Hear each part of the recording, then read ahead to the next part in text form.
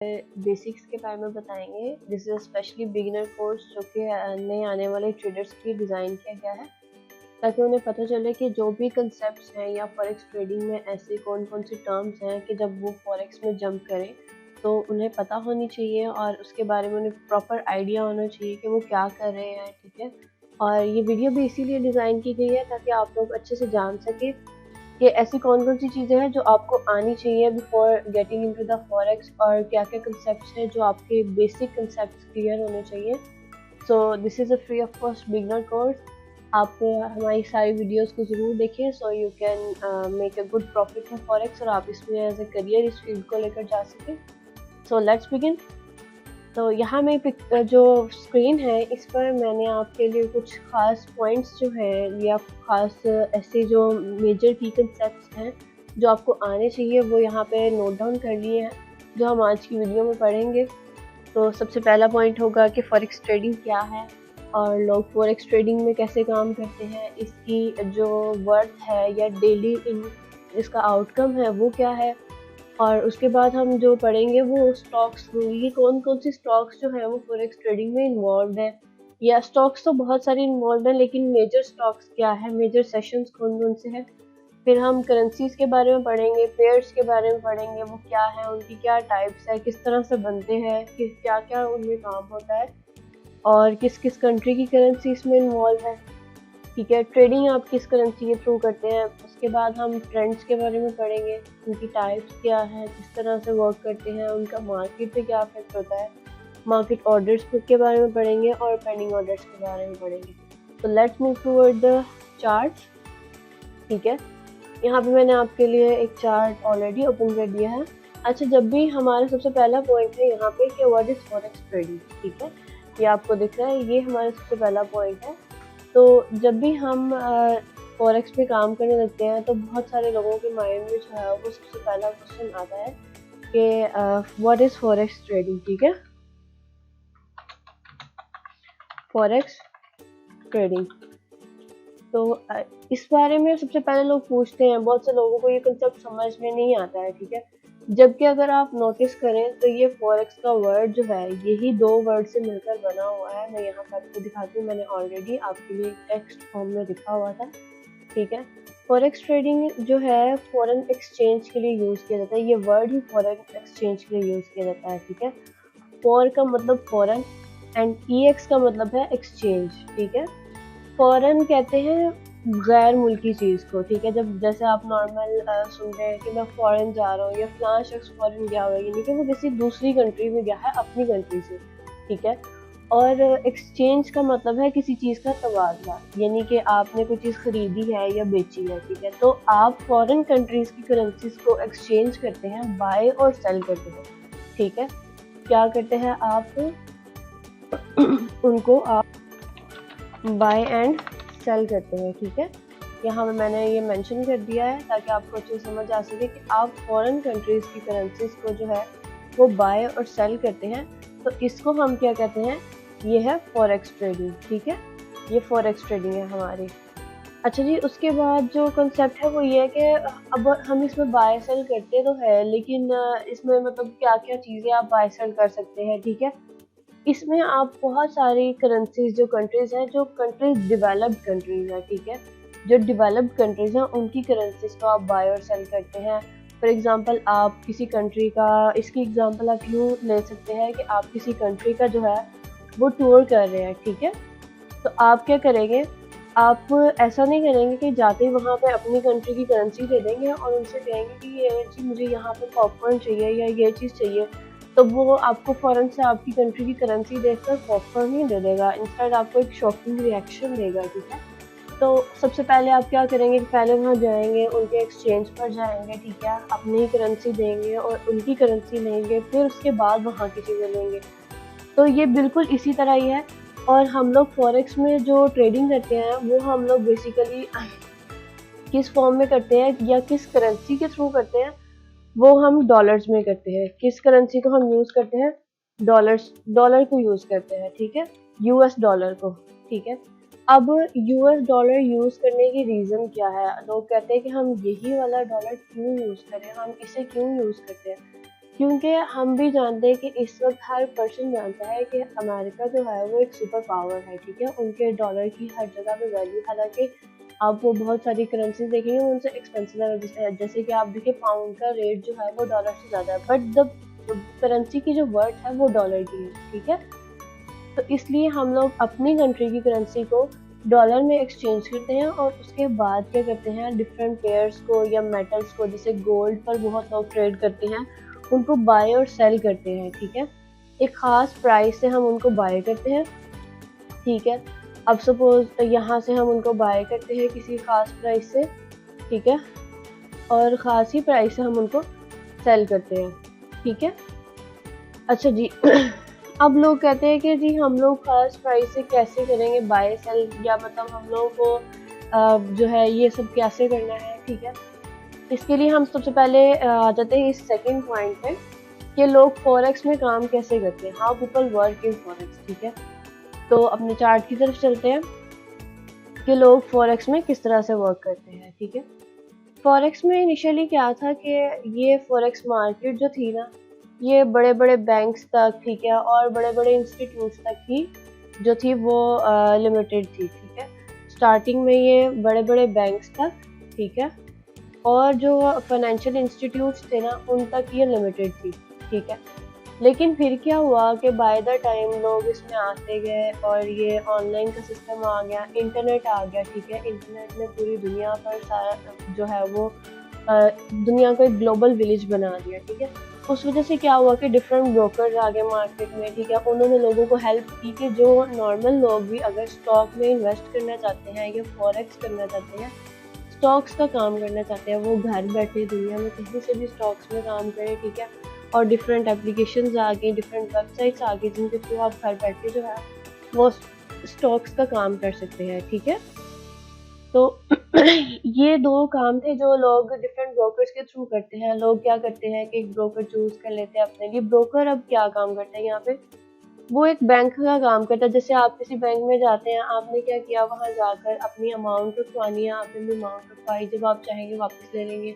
या बहुत से लोग बैंक में एक ऐसा अकाउंट ओपन करवाते हैं, कुछ टाइम अमाउंट रखते हैं और उसके बाद उनको जो है वो उसका बेनिफिट मिलता है अमाउंट का, ठीक है। इसी तरह से ये फॉरेक्स है। फॉरेक्स में लोग क्या करते हैं, instead of putting their amount at a place, लोग यहाँ पे बाय और सेल करते हैं, ठीक है, डिफरेंट एनालिसिस यूज करके, और फिर जो है वो प्रॉफिट अर्न करते हैं।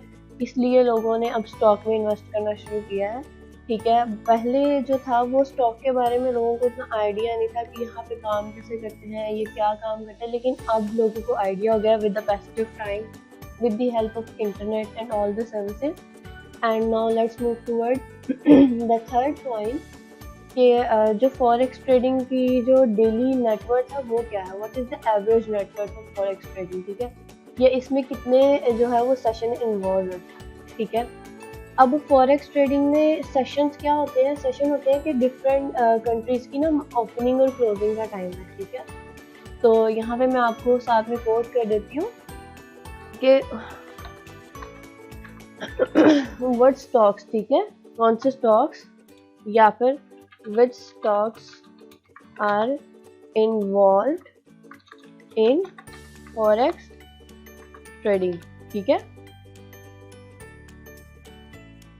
अच्छा जी, यहाँ पे आ जाता है कि कौन कौन से स्टॉक्स जो है वो फॉरेक्स ट्रेडिंग में इन्वॉल्व है, ठीक है। तो यहाँ पे मैं आपको बता देती हूँ कि कौन कौन से स्टॉक्स इन्वॉल्व हैं। फर्स्ट पर है जो आ जाता है London forex exchange, London stock exchange, ठीक है, जिसे हम लंदन सेशन भी कहते हैं, लंदन सेशन, ठीक है। सेकंड पर आ जाता है हमारे पास यहाँ पे टोक्यो, ठीक है, टोक्यो सेशन। और उसके बाद हमारे पास थर्ड पर आ जाता है न्यूयॉर्क एक्सचेंज, ठीक है। ये तीन सेशन, और इसके बाद लास्ट पर हमारे पास जो है वो ये सेशन है जिसे हम कहते हैं न्यूयॉर्क एक्सचेंज, न्यूयॉर्क, ठीक है, सेशन। अच्छा जी, ये तीन सेशंस जो हैं हम यूज़ करते हैं, जिसमें यूज़ नहीं करते, सॉरी, इन तीन सेशंस के थ्रू आप जो है वो फॉरेक्स मार्केट पे काम करते हैं या आप इनमें जो है वो अर्निंग करते हैं। अच्छा जी, इन सेशंस में जो है वो डिफरेंट करेंसी पेयर्स वर्क करते हैं और सब करेंसीज पर आप लोग बाइंग सेलिंग करते हैं, ठीक है। इन सेशंस को किस तरह से आपने स्टडी करना है या इनकी ओपनिंग क्लोजिंग के बारे में आपको बताते हैं। अच्छा, इन तीनों सेशंस की जो ओपनिंग एंड क्लोजिंग टाइमिंग है वो डिफरेंट होती है, ठीक है। सेशन की ओपनिंग क्लोजिंग का टाइम से मुराद ये है कि किस टाइम कौन से स्टॉक एक्सचेंज ओपन होता है, ठीक है, और किस टाइम कौन सा स्टॉक एक्सचेंज क्लोज होता है, ठीक है। अब जो तीनों सेशन मैंने आपको दिखाए हैं, ठीक है, sorry about my voice because मेरा गला थोड़ा सा ख़राब है, तो आज के लिए आप बर्दाश्त कीजिए।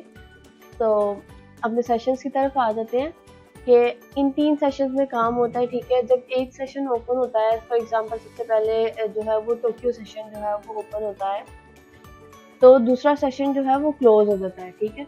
दूसरे की क्लोजिंग का टाइम होता है जब एक ओपन होता है और दूसरा सेशन क्लोज होता है, ठीक है। तीनों सेशन में से अगर एक ओपन हो रहा है और दूसरा क्लोज हो रहा है, ठीक है, तो ये इसको कहते हैं सेशंस की ओवरलैपिंग, ठीक है। इसे कहते हैं इनकी overlapping. I will write here overlapping of a session, ठीक है। अच्छा जी, सेशंस जो हैं वो आपस में ओवरलैप कर जाते हैं, यानी कि उस टाइम पे मार्केट की स्पीड जो है वो ज़्यादा हो जाती है, लेकिन नॉर्मली आप देखें तो जो है वो इन सेशंस के ओपन और क्लोज होने की टाइमिंग जो है वो बहुत ज़्यादा अफेक्ट करती है मार्केट पर। अच्छा जी, अब उसके बाद हम आ जाते हैं कि हम लोग कौन कौन सी करेंसी जो है, ठीक है, करेंसीज इन्वॉल्व है इसमें। इसमें जो करेंसीज हैं वो मैं आपको यहाँ पे जो है वो डायरेक्टली अपने चार्ट पर ही दिखा देती हूँ, ठीक है। यहाँ पे आपको नज़र आ रही होगी, देखिए यहाँ पे AUD USD है, GBP JPY है। AUD USD का मतलब है, USD मतलब ऑस्ट्रेलियन डॉलर। ये देखिए यहाँ पे साइड जब मैं क्लिक करती हूँ या इस पर अपने कर्सर को लेकर जाती हूँ तो साइड पे उसका ओरिजिनल नेम भी आता है, Australian dollar and US dollar, ठीक है। अच्छा जी, ऑस्ट्रेलियन डॉलर और US डॉलर दोनों मिलते हैं तो एक करेंसी पेयर फॉर्म होता है, ठीक है। इसे पेयर कहते हैं। पेयर हमेशा जोड़े की फॉर्म में होता है। जब आप दो करेंसीज एक साथ मिल जाती हैं तो उसे एक पेयर कहते हैं। इसी तरह नीचे है GBP JPY, यानी कि ब्रिटिश पाउंड और जापानीज येन। अब करेंसीज किस तरह से बनी है, ये देखिए AUD USD की एग्जांपल मैं आपको दिखाती हूँ कि आपको कैसे पता चलेगा ये कौन सी कंट्री की करेंसी है कुछ भी। अब जैसे यहाँ पे आपने देखा, ठीक है, हमारे पास कौन सी करेंसी थी, AUD USD, ठीक है। तो AUD USD का मतलब है, AU का मतलब ऑस्ट्रेलिया, ठीक है, AU ऑस्ट्रेलिया, और सॉरी एंड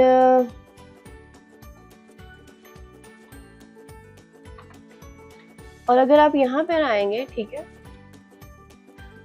USD पे, तो यानी कि US डॉलर। ये USD मतलब US का मतलब है, मैं आपको दिखा देती हूँ यहाँ पे, US का मतलब है जो है वो अमेरिकन डॉलर को कहते हैं US डॉलर। US का एक स्टेट है और US से पूरी एक लाइक आप कहते हैं कि कंट्री है, जैसे यूनाइटेड अरब एमिरेट्स है, तो वहाँ की करेंसी है US डॉलर। और बाकी दूसरी डिफरेंट कंट्रीज की, जैसे यहाँ पे आप देख सकते हैं AUD USD है, देन USD CAD है, यानी कि USD मतलब US dollar and Canadian dollar, ठीक है। और फिर NZD USD है, यानी कि New Zealand dollar and US dollar, ठीक है। अच्छा जी, अब इसमें करेंसीज कैसे रिएक्ट करती हैं मैं आपको वो बता देती हूँ, ठीक है। करेंसीज की तरफ मूव करते हैं, ठीक है। आपकी जो एक पेयर है ना, जब आप एक को बाय करते हैं तो दूसरे को सेल करते हैं, यानी कि अब देखिए बाय और सेल कैसे करना है आपको कैसे समझ में आएगा। यहाँ पे अब सपोज आपके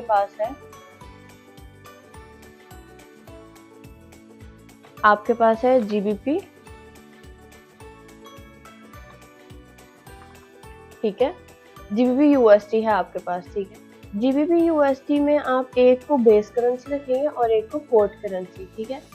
बेस करेंसी वो होती है जिसकी बेस ज्यादा स्ट्रॉन्ग है, मतलब जिस पर पूरा पेयर डिपेंड कर रहा है, ठीक है। जो फर्स्ट पर आता है उसे आप बेस कहते हैं, ठीक है। ये आपकी बेस करेंसी है, ठीक है, बेस, ठीक है, ये आपकी बेस करेंसी है। और ये वाला जो है ये आपकी कोट करेंसी है, ठीक है। इधर मैं क्यों ही लिख देती हूँ, कोट करेंसी, ठीक है। और बेस एंड कोट, अच्छा जी, base currency and code currency, ठीक है। अच्छा जी, बेस करेंसी का क्या है, जब बेस करेंसी को आप बाय करेंगे तो कोड करेंसी सेल होगी, ठीक है। और जब आप कोड करेंसी को सॉरी बेस करेंसी को जो है वो सेल करेंगे तो कोड करेंसी बाय होगी, यानी कि दोनों एक दूसरे के ऑपोजिट चलेंगी। लेकिन ये आपको एनालिसिस हम लोग करते हैं, एनालिसिस से आपको पता चलता है कि आपने किसको बाय करना है या किसको आपने सेल करना है, ठीक है। ये आपकी बेस है और ये आपकी कोड है। अच्छा जी, जब एक करेंसी बाय होगी तो दूसरी सेल होगी, ठीक है, लेकिन एक साथ ही मूव करेंगे। अब आपको हम बताते हैं हमारे कौन कौन से, पहले हम अपनी शीट की तरफ आ जाते हैं कि हमारे कौन कौन से टॉपिक्स जो है वो इससे कवर हो चुके हैं। Let's move.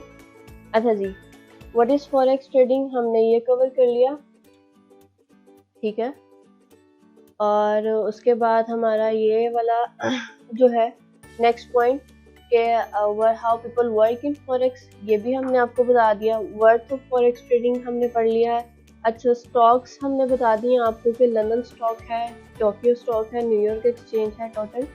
और उसके बाद आपको करेंसी पेयर्स के बारे में बता दिया। अब हम आ जाते हैं अपने ट्रेंड्स की तरफ, ठीक है, कि ट्रेंड क्या होते हैं और उनके टाइप्स क्या होते हैं। Let's move toward our charts. अच्छा जी, अब हम इस तरफ आ जाते हैं, ट्रेंड्स क्या होते हैं, ठीक है। ट्रेंड्स क्या होती है या उनकी टाइप्स क्या होती है।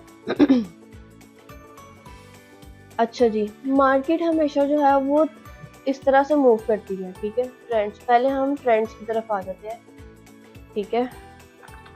ट्रेंड्स क्या होते हैं, किसी भी चीज का ट्रेंड आपने देखा, ट्रेंड तो एक नॉर्मल बात है। आज कभी आपने कोई कपड़े पहने हो तो लोग कहते हैं कि जी, आप किसी से पूछ लें यार ये फैशन क्यों किया है, तो वो कहेगा कि ये आजकल जो है वो ट्रेंड में है, ठीक है। तो ट्रेंड्स का ये है कि जो चीज जिस साइड को मार्केट मूव कर रही है या एक खास जो डायरेक्शन है ना जिसमें मार्केट मूव कर रही है उसे ट्रेंड बोलते हैं, ठीक है। अब यहाँ पे ट्रेंड्स की कितनी टाइप्स हैं, यहाँ पे ट्रेंड्स की जो है वो 3 टाइप्स है, ठीक है। ट्रेंड्स की टाइप्स में आपको बताते हैं यहाँ पे, ट्रेंड एंड देयर टाइप्स। अच्छा जी, up trend, then down trend and आ जाता है साइडवेज। अच्छा जी, अब ये अप ट्रेंड, डाउन ट्रेंड और साइडवेज क्या है, ठीक है। अप ट्रेंड में मार्केट जो है वो अपवर्ड डायरेक्शन में मूव करेगी, ठीक है, अपवर्ड, ठीक है। अब डाउन ट्रेंड में क्या होगा, मार्केट जो है वो डाउनवर्ड डायरेक्शन में मूव करेगी, ठीक है। और साइडवेज में, साइडवेज नॉर्मली लोग जो है वो ये समझते हैं कि मार्केट बस कहीं भी मूव नहीं कर रही। साइडवेज में ना मार्केट एक स्पेसिफिक एरिया में मूव करती रहती है, ठीक है, उस एरिया से बाहर नहीं जाती, ठीक है। छोटी छोटी कैंडल्स बनाती है उस एक एरिया में, स्पेसिफिक एरिया में बनाते हैं। जैसे मैं यहाँ पे आपको दिखा देती हूँ, साइडवेज वैसे कोई ट्रेंड नहीं होता, बस एक मार्केट की जो है वो छोटी छोटी कैंडल्स की मूवमेंट होती है, ठीक है। ये यहाँ पे आप देख सकते हैं कि मार्केट जो है वो एक स्पेसिफिक एरिया में घूमती जा रही है लेकिन कोई खास ट्रेंड नहीं बना रही, ठीक है। इस तरह जब मार्केट किसी एरिया में मूव करती रहे ना, इसे कहते हैं साइडवेज, ठीक है। और इस दौरान मार्केट कोई खास ट्रेंड नहीं बनाती है। देखिए मार्केट यहाँ पे मैंने आपको दिखाया कि मार्केट एक स्पेसिफिक एरिया में जो है वो मूव करती जा रही है। अप ट्रेंड और डाउन ट्रेंड में तो ये होगा ना कि मार्केट जो है वो क्या कहते हैं मूव करेगी किसी ना किसी साइड पे, या तो अपवर्ड कैंडल बनाएगी या डाउनवर्ड बनाएगी, ठीक है। तो लेकिन जब साइडवेज ट्रेंड आता है तब मार्केट किसी साइड पे मूव नहीं करती है। अब मैं यहाँ पे आपको जो है वो ट्रेंड, अप ट्रेंड बताती हूँ। जब अप ट्रेंड होता है या मतलब मार्केट अपवर्ड जाने लगती है तो हम ये करते हैं कि बाय करते हैं। और जब डाउन ट्रेंड होता है तब हमने क्या करना होता है, हमने सेलिंग करनी होती है, सेल करना होता है पेयर को या जिस भी चीज़ को हम लोग सेल करना चाहते हैं। जैसे मैं गोल्ड को सेल करना चाहती हूँ, मैं देख रही हूँ डाउन ट्रेंड है तो मैं क्या करूँगी, मैं गोल्ड को सेल कर दूँगी। अच्छा जी, उसके बाद अब हम आ जाते हैं कि आपको ट्रेंड दिखा देते हैं। ये देखिए यहाँ पे अगर आप इसको देखेंगे किसी और टाइम फ्रेम पे देख लेते हैं। फॉर एग्जांपल मैं 1 आवर टाइम फ्रेम ओपन कर लेती हूँ। यहाँ पे मैंने 2 आवर का ओपन किया हुआ है। इनफैक्ट हम ऐसा करते हैं कि कोई और टाइम फ्रेम देख लेते हैं। Let's move. 4 आवर्स का टाइम फ्रेम ओपन कर लिया है। अच्छा, इसमें एक चीज़ ये भी है कि जब आप टाइम फ्रेम्स ओपन करते हैं, टाइम फ्रेम का क्या इफेक्ट होता है, ठीक है। ये टाइम फ्रेम्स आपको यहाँ पे डिफरेंट टाइम फ्रेम्स दिए होते हैं, ठीक है। आपको MT5 पे भी ऐसे टाइम फ्रेम्स शो होते हैं। वहाँ पे आप क्या करते हैं कि हर, जैसे अगर मैंने 4 आवर्स का टाइम फ्रेम ओपन किया है, तो यहाँ पे क्या होगा, हर 4 घंटे के बाद 4 आवर्स के बाद एक न्यू कैंडल बनी स्टार्ट हो जाएगी, ठीक है। अगर मैंने मतलब 1 मिनट का टाइम फ्रेम ओपन किया है तो 1 मिनट के बाद न्यू कैंडल बनेगी। अगर मैंने 30 मिनट्स का टाइम फ्रेम ओपन किया है तो 30 मिनट्स के बाद न्यू कैंडल बननी स्टार्ट हो जाएगी। लेकिन अगर मैंने लाइक 1 डे का टाइम फ्रेम ओपन किया है तो वो डेली की एक कैंडल होगी और हर एक दिन के बाद न्यू कैंडल बननी स्टार्ट हो जाएगी। यानी कि जो टाइम फ्रेम आप ओपन करेंगे उस टाइम के अकॉर्डिंग कैंडल्स बनेंगी, ठीक है।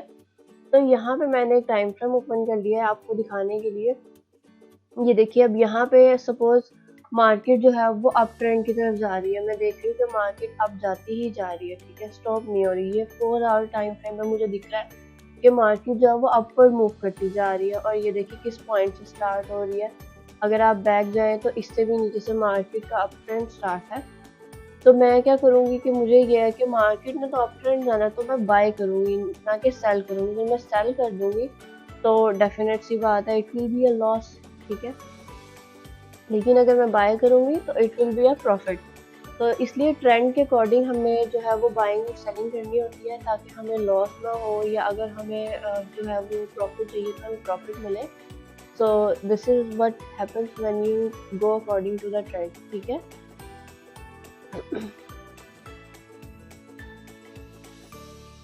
अच्छा जी, अब हम ट्रेंड्स के साथ साथ इस तरफ आ जाते हैं कि एनालिसिस क्या चीज़ होती है, ठीक है। एनालिसिस का मतलब होता है कि आप मार्केट को कैसे चेक करते हैं, ठीक है। अब मार्केट में एनालिसिस की टाइप जो है वो ये है कि यहाँ पे मैं लिख देती हूँ, ठीक है, analysis and their types, okay, and their types. अच्छा जी, टाइप्स ऑफ एनालिसिस है बेसिकली। फर्स्ट पर आ जाता है फंडामेंटल, सेकंड पर है, सेकंड एनालिसिस आ जाते हैं हम, sorry, technical, and the third point is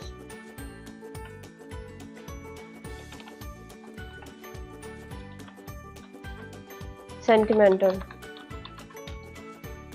sentimental are basically no analysis, ये कोई इसकी कंसिडरेशन नहीं है, ना ही इसका कोई जो है वो सॉरी लिंक है इस सब से। टाइप्स ऑफ एनालिसिस,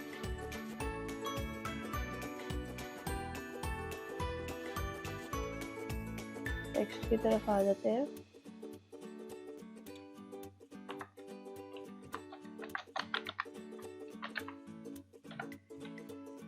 फर्स्ट पर है fundamental,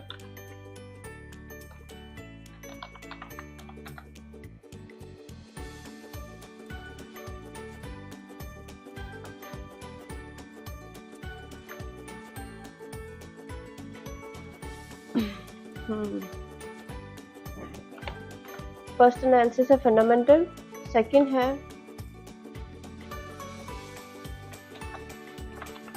technical, and third thing is sentimental, ठीक है। 3 एनालिसिस की टाइप्स हैं ये। अच्छा जी, नॉर्मली जो है वो लोग फंडामेंटल और टेक्निकल ही यूज़ करते हैं। सेंटिमेंटल की कोई ख़ास वैल्यू भी नहीं है मार्केट में, ठीक है।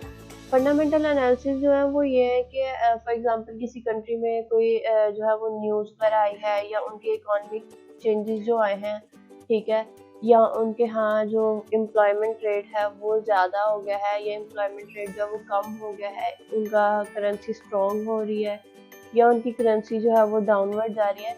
इस सब से जो है वो स्टॉक मार्केट पे बहुत ज़्यादा जो है वो इफेक्ट होता है। उसे कहते हैं फंडामेंटल एनालिसिस। जैसे उस टाइम पे मार्केट क्या करती है, बहुत स्पीड में मूव करती है। जब कोई न्यूज़ आती है उसे हम न्यूज़ टाइम बोलते हैं, ठीक है, news time. Fundamental analysis news पर होते हैं।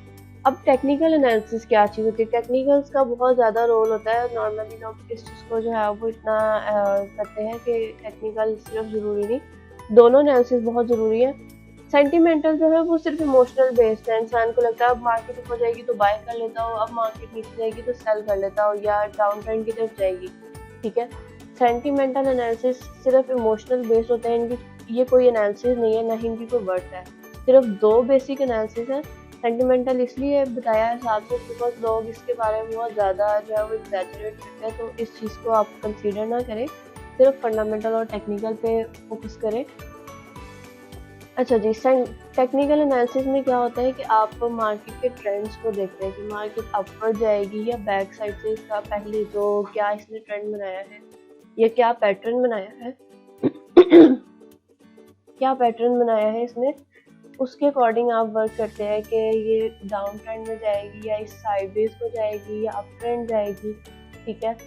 तो ये सब जो है ये टेक्निकल एनालिसिस में आता है कि आप मार्केट की पहली वाली पोजीशंस को देख के, पहले वाले पैटर्न्स को देख के न्यू मूवमेंट का अंदाज़ा लगाएं, इसको कहते हैं टेक्निकल एनालिसिस, ठीक है।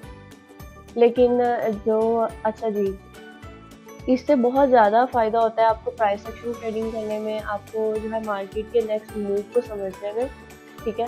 क्योंकि फंडामेंटल भी कुछ टाइम के लिए होते हैं जिस टाइम न्यूज़ आनी होती है, टेक्निकल आपको डेली चेक करना पड़ता है, हर टाइम आप चेक कर सकते हैं किसी भी टाइम।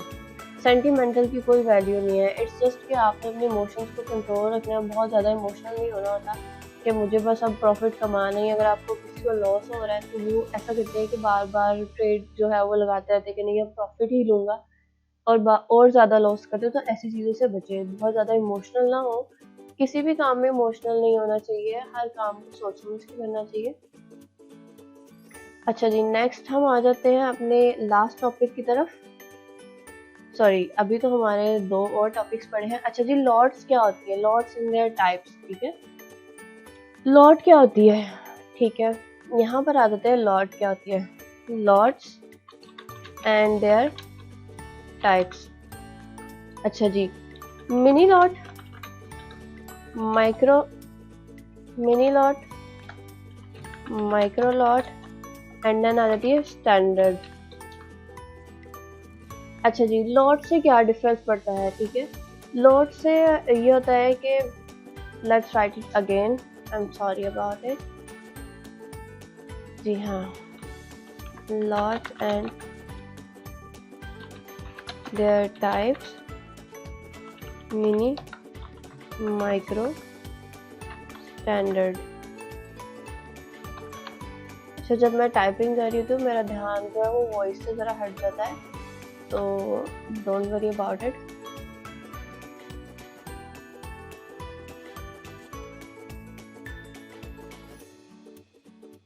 अच्छा जी, mini, micro and standard. Mini lot में ऐसा होता है कि आप जो है वो लॉट साइज यूज करते हैं 0.01 का, ठीक है। मिनी में आप क्या करते हैं 0.01 लॉट साइज यूज करते हैं, ठीक है। और माइक्रो में आप 0.1 यूज करते हैं, ठीक है, सबसे शॉर्ट जो स्मॉलेस्ट लॉट साइज है। और स्टैंडर्ड में स्मॉलेस्ट लॉट साइज है 1.0, ठीक है। अब ये किस तरह से इफेक्ट करती है ये मैं आपको दिखाती हूँ।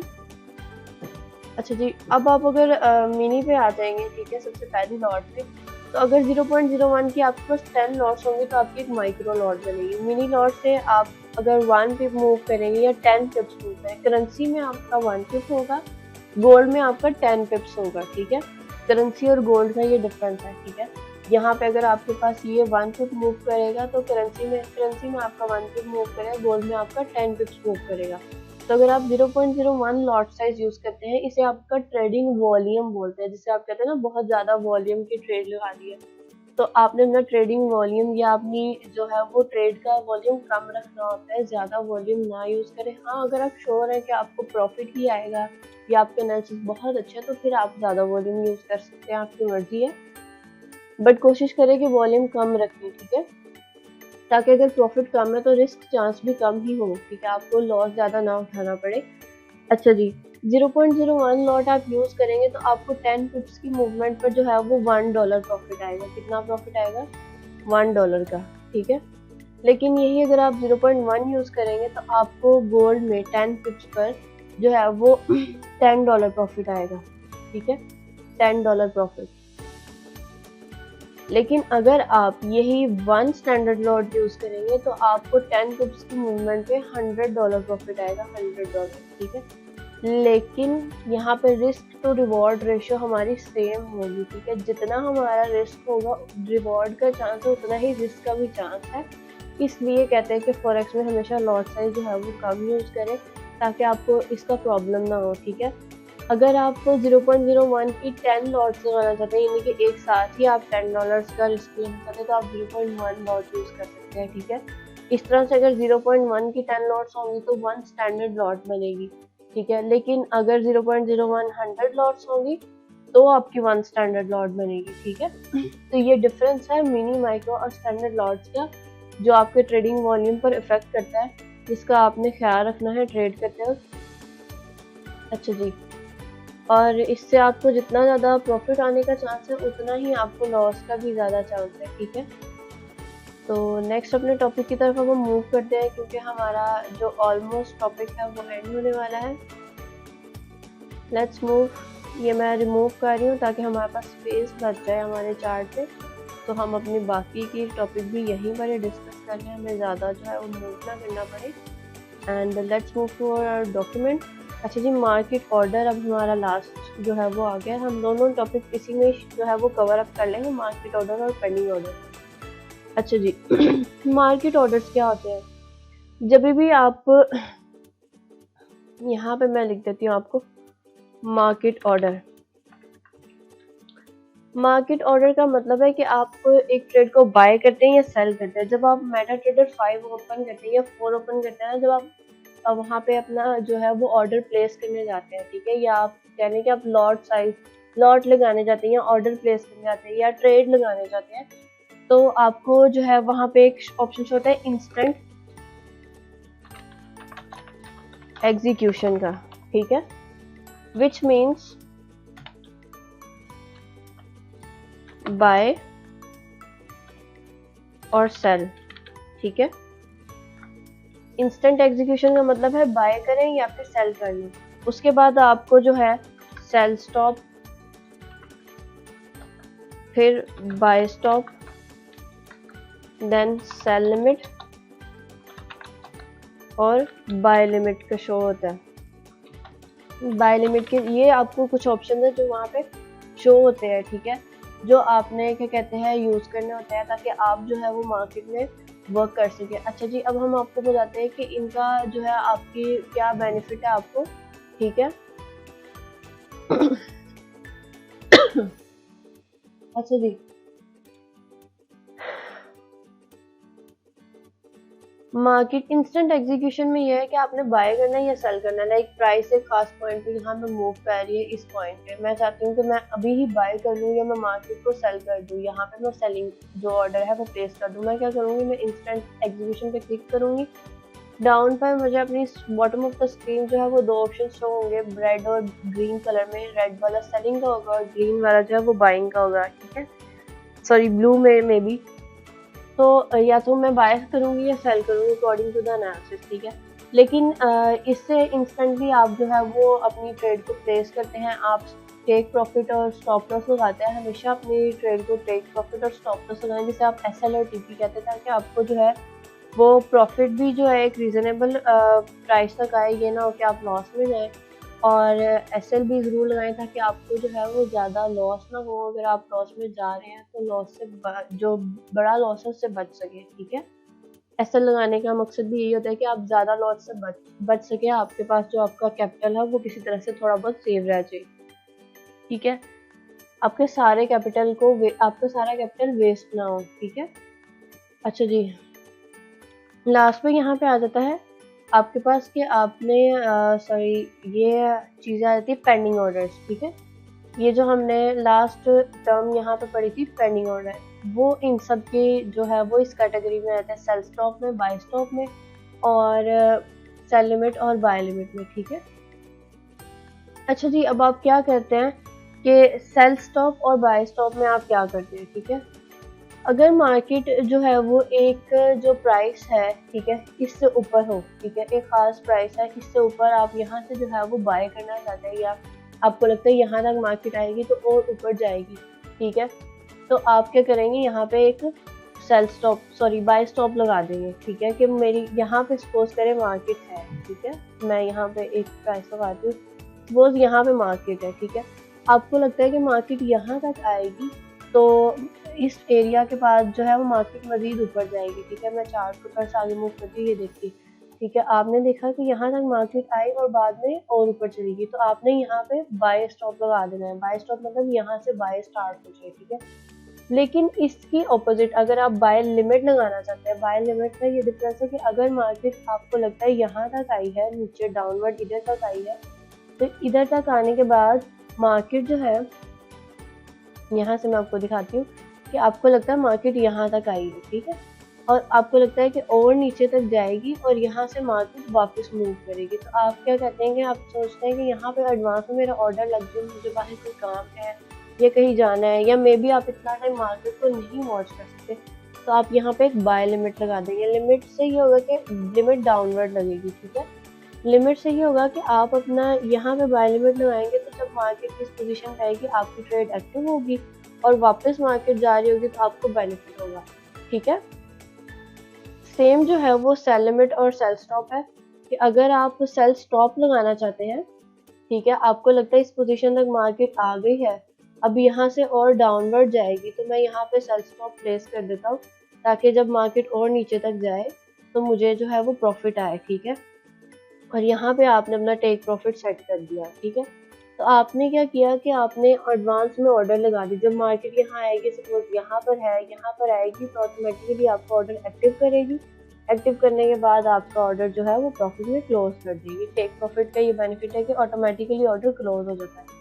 और जब अगर आपने सेल लिमिट लगानी होगी, तो सेल लिमिट के लिए आप देखेंगे कि मार्केट यहाँ तक गई है और मुझे लगता है इस एरिया के बाद मार्केट वापस आना स्टार्ट हो जाएगी, मैं यहाँ पे ऊपर अपनी सेल लिमिट लगाऊंगी, ताकि इसकी ये लिमिट है, ठीक है, सेल लिमिट मतलब यहाँ पे इसकी ये लिमिट है, इस लिमिट से ऊपर ये नहीं जाएगी, वापस आएगी, तो आप यहाँ पे अपना ऑर्डर प्लेस करेंगे और मार्केट जो है वापस आएगी, तो मैं यहाँ पे अपना टेक प्रॉफिट लगाऊंगी and then it will again be a profit.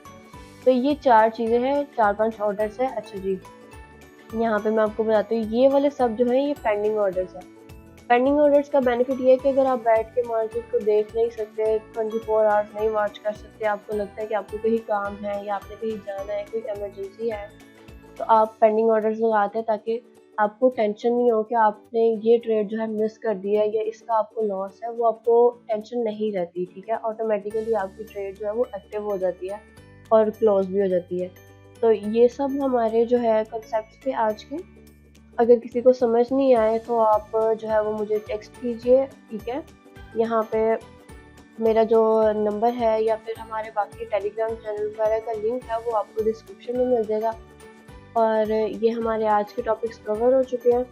Next topic में इंशाल्लाह आपको कैंडलस्टिक पैटर्न बताएंगे। हमारे चैनल को सब्सक्राइब करें और बेल आइकन को प्रेस कर दीजिए, ताकि आप कोई भी अपडेट मिस ना कर सके, और सारी वीडियोस को वॉच करें, ताकि आपको जो भी आपके कंसेप्ट है, जब भी आप कोई न्यू वीडियो देखते हैं आपको कुछ ना कुछ उसमें सीखने को मिलता है। मे बी आज की वीडियो में बहुत कुछ हो सीखने को जो आपको नहीं पता हो, तो इस वीडियो को और सारी वीडियोस को ज़रूर वॉच करें, ताकि आप जो है वो फॉरेक्स में अच्छा प्रॉफिट अर्न करें। And good luck with your trading journey. Good bye.